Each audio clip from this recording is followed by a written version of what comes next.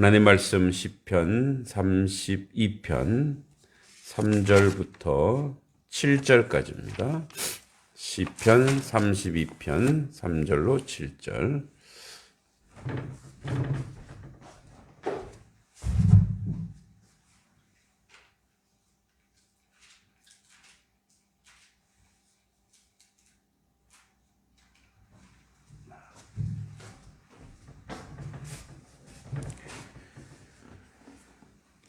(32편) 3절에서 7절입니다.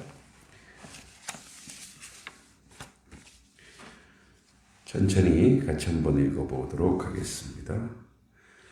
내가 입을 열지 아니할 때에 종일 신음함으로 내 뼈가 새하였도다.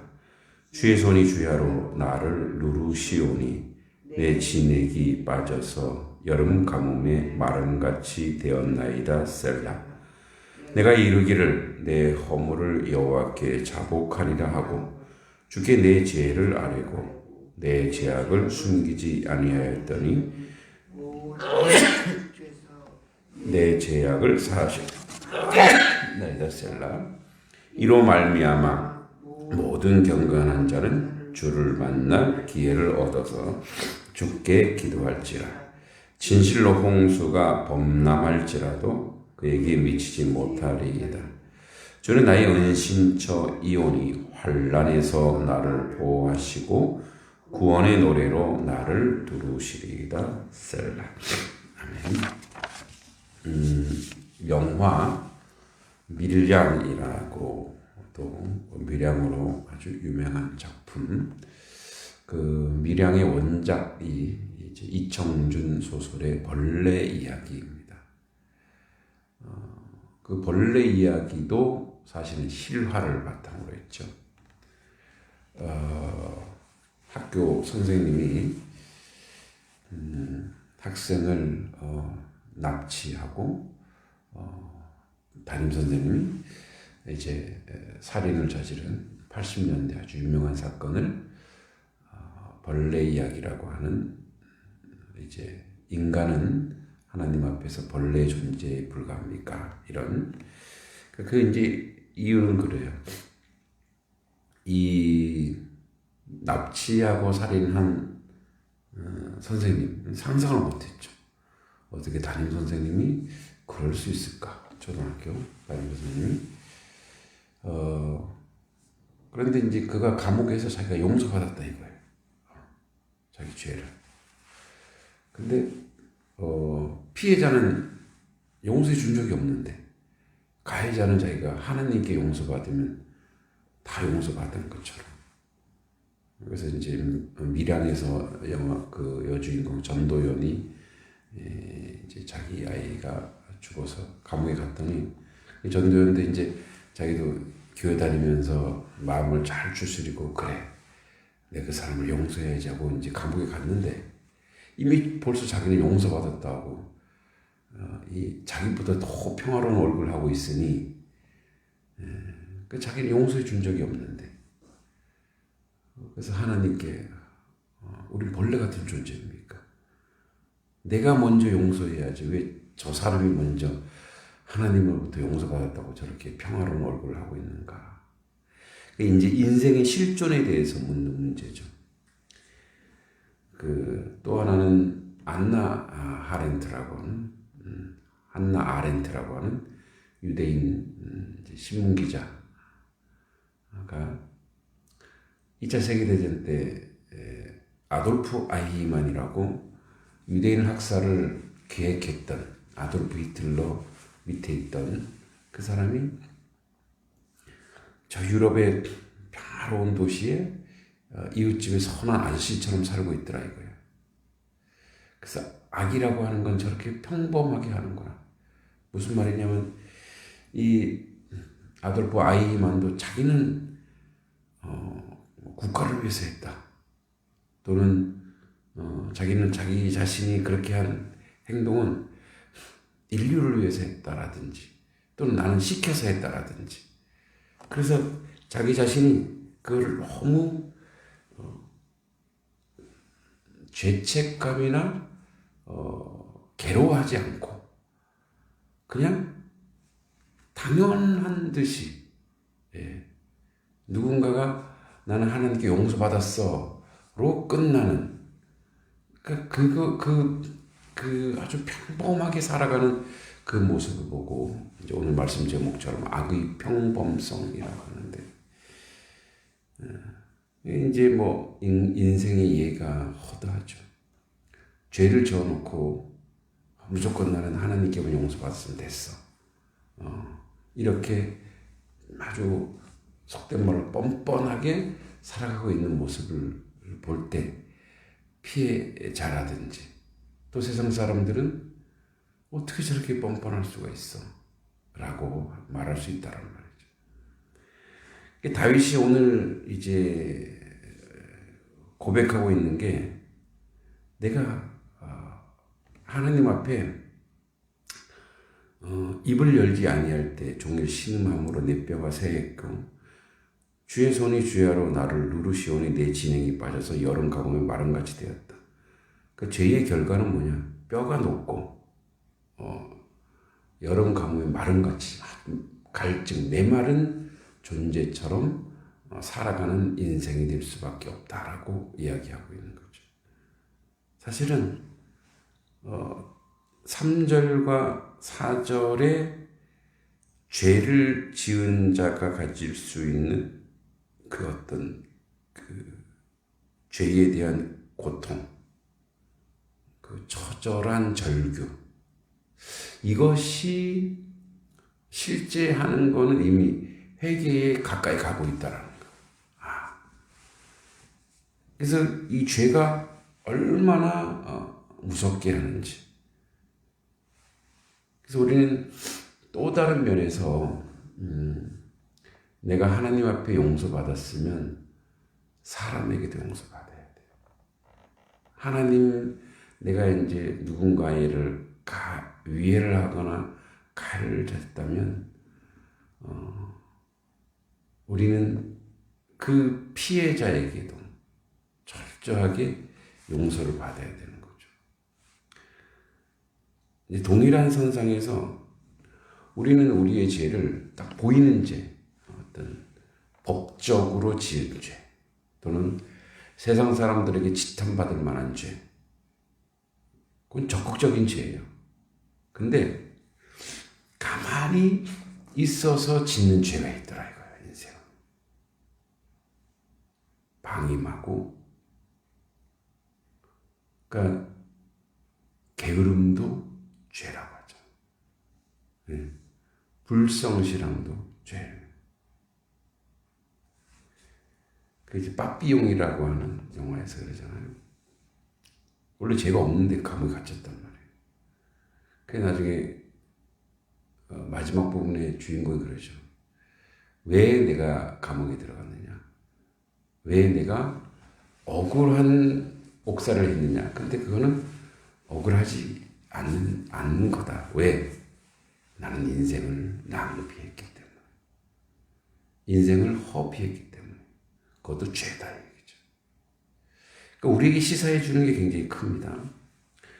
우리는 이제 적극적인 그 법적으로나 뭐 윤리적, 도덕적 이런 죄를 죄로 보지만 크리스찬은, 기독교인은 한층 더 나아가서 하나님이 나에게 허락한 인생이 있단 말이에요.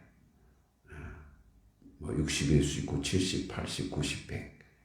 그 인생의 그 세월, 그 시간 동안에 하나님이 이 땅에 나를 왜 존재하게 했고 태어나게 했는가? 나에게 분명히 사명이 있단 말이에요. 그 사명을 감당하지 않고 게으르고 불성실하다면, 그것도 우리에게 시간을 주신 하나님, 인생을 주신 하나님 앞에 범죄하는 것, 사명을 감당하지 않는 것도 죄가 될 수 있다는 거죠. 그래서 우리는 이 땅에 살면서 하나님이 우리에게 맡겨진 그런 사명, 가령 예를 들어서 농부가 농사 짓는 것에 게으르면, 농작물 관리하는 것에 게으르면, 그러면 그것도 죄예요. 예. 모든 농작물이 다 죽어가거나 아니면 주어진 땅을 경작하지 않거나, 그것도 죄예요. 부모가 부모로서의 사명을 감당하지 못하면 자녀들이 방임되고 방치되는, 그것도 죄인 거죠. 그러니까 가만히 있는 것, 나는 죄를 진짜 아무것도 안 했어, 아니라는 거예요. 5절에 보면 내가 이르기를 내 허물을 여호와께 자복하리라 하고 주께 내 죄를 아뢰고 내 죄악을 숨기지 아니하였더니 그 주께서 내 죄악을 사하셨나이다. 그러니까 이 사했다는 것은 내가 이제 용서받은, 용납받은 거는, 여러분 이제 우리가 사죄의 은총이 우리에게 있고, 그로 말미암아 내가 평안해지고, 그로 말미암아 내가 기쁨이 넘치는 그 내용은 그 영적인 기쁨과 영적인 은혜의 그 평안함이 있지만, 이제 내가 궁극적으로 죄를 용서받았다고 하는 것은 하나님과의 관계가 개선됐다라는 거. 그죠? 하나님과의 관계가 개선됐으면 하나님 뜻을 이제 또 분별해낼 수 있어요. 그래서 그 하나님 뜻을 행하는 거예요. 그러니까 죄를 이긴다고 하는 것은, 그러니까 죄를 용서받았고 용서받은 자로서 살아간다고 하는 것은, 그것도 가만히 있는 거예요. 아유, 난 기쁘다로 끝나는 게 아니라 오늘도 주께서 허락한 인생에 대하여 내가 성실하게 주의 뜻을 이뤄가는 거라는 거죠. 그래서 6절에 이로 말미암아 모든 경건한 자는 주를 만날 기회를 얻어서, 그죠? 용서받았으니 주를 만나죠. 죽게 기도할지라 진실로 홍수가 범람할지라도 그에게 미치지 못하고 주가 은신처가 되고 한란에서 보호하시고 구원의 노래로 나를 두르시이다. 그래서 정확하게 진단하자면 하나님 앞에 용서받고 하나님에게 평안을 줬다면 이제 그 평안의 힘, 그 사죄의 능력, 그 힘으로 내가 저질렀던 악, 추악, 더러움을 분명히 선명하게 확인한다면 내가 용서받아야 될 사람들에게 가서 용서받고, 왜? 내가 하나님께 용서받았기 때문에 나머지 사람들에게도 내가 충분하고 넉넉하게 용서받아야 되는 거죠. 또 내가 하나님 앞에 범죄했다면 그 죄사함 받은 다음에 하나님 앞에 기도하는 이유가 뭐냐? 내가 적극적인 죄든 소극적인 죄든 이제 저지르지 않기 위해서 하나님 앞에 경건의 활동, 거룩한 열심, 나에게 주신 사명을 충실하게 감당하는 것. 그러니까 우리는 어떨 때에 가장 경건하냐면, 우리가 그런 얘기를 해요. 이제 뭐 축구 경기에서 최선의 방어는 최고의 공격이라는, 계속 공격을 하면 그게 뭐가 되냐면 방어가 된다, 자연스럽게. 우리도 마찬가지예요. 죄를 짓지 않는 것은 가만히 있어서 딴 생각하면 죄를 짓게 되죠. 하나님의 일을 열심히 하는 거예요. 주님이 허락한 이 땅에서 나에게 허락된 시간들이 있어요. 그 시간들 가운데 주께서 원하시는 그 사역과 그 사명들을 충실하게 감당하는 것. 가령 우리가 그렇게 생각할 수 있어요. 나는 목사도 아니고 나는 교육자도 아닌데 어떻게 주의를. 주의 일은 목회자는 목회자로서 일이 있는 거고 성도는 성도로서 일이 있는 거죠. 열심히 이웃을 사랑하는 거예요. 내 자녀들을 하나님 백성으로 만들어내는 것. 직장에서 선을 행하는 것. 시시때때로 기도하는 것. 그러니까 기도는 그래서 이렇게 나오더라. 기도는 하나님의 일을 행하려 하는 자의 간절함이에요. 그러니까 내가 간절하게 뭔가를 주의 일을 해야 돼. 그러면 기도가 간절히 나올 수밖에 없어요. 우리 한우들이 있어요. 그 한우를 사랑하죠. 사랑의 표현이 뭡니까? 기도하는 거죠. 간절히 기도하는 거예요. 늘 기도하는 거예요. 무릎 꿇는 거예요. 우리 성도들이 연로해지시니 육체가 다 공고해질 수밖에 없어요. 예. 하나님의 치유 회복이 있기를 원하는 거죠. 인생은 결국은 육체의 곤고함으로 가게 돼 있지만 그래도 기도하는 거예요. 그게 주의 일이에요.